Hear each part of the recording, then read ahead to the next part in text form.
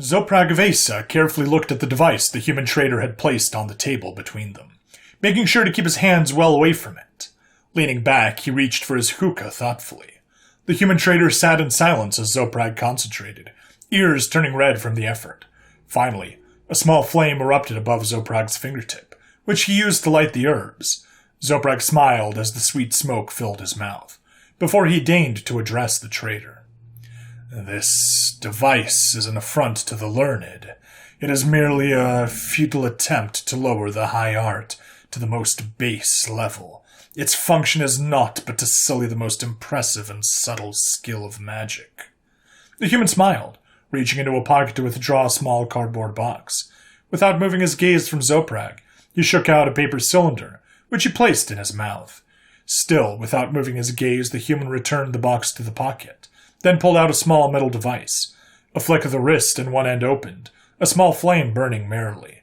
The human lit one end of the paper cylinder, inhaling deeply.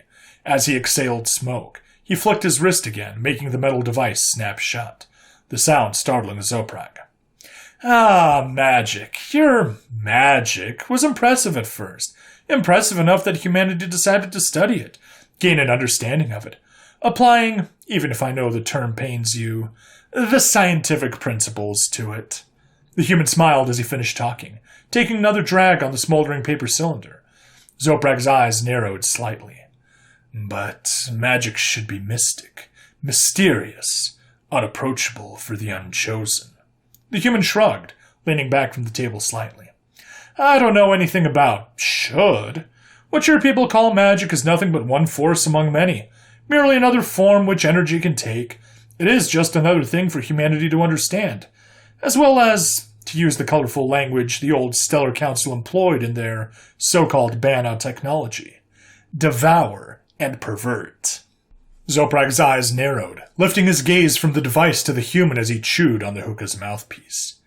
"You humans have despoiled the art by putting magic in the hands of the common people." The human shrugged, the smoldering paper cylinder held between his lips.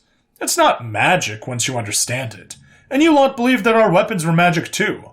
Wincing slightly at the memory of human weapons, Zoprag looked back at the device on the table in front of him. "Well, yes, but we soon learned they were little more than what a skilled craftsman could make." The human nodded, as if agreeing. "Ah, yes, and you don't like the idea that a mere craftsman can make something you don't understand." Zoprag tried to rally himself. "But they are illiterate yokels." Leaning forward, the human inhaled deeply through the paper cylinder. The red glow almost reached the human's lips before he discarded the remains on the floor beneath the table. "And not at all like you, who think that learning a skill makes you better, even when it blinds you. After all, any sufficiently advanced technology is indistinguishable from magic, right?" Taking a deep breath from his hookah, Zoprag focused his gaze fully on the human. "It is an art, not a skill.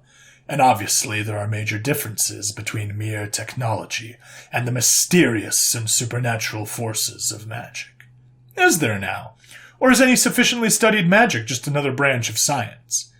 "Clearly, any educated sentient can see the vast gulf between." The human snorted. "Clearly any clever sentient can see that it is a distinction without a difference. Did you want to buy the automatic monogenerator or not?" Zoprag hesitated, just as the human shrugged and started to reach for the device, as Zoprag stopped him. "Yes." The human smiled as he pushed the device towards Zoprag. 1,500 koberas, then, and a check, please. Your gold has a tendency to evaporate in the morning."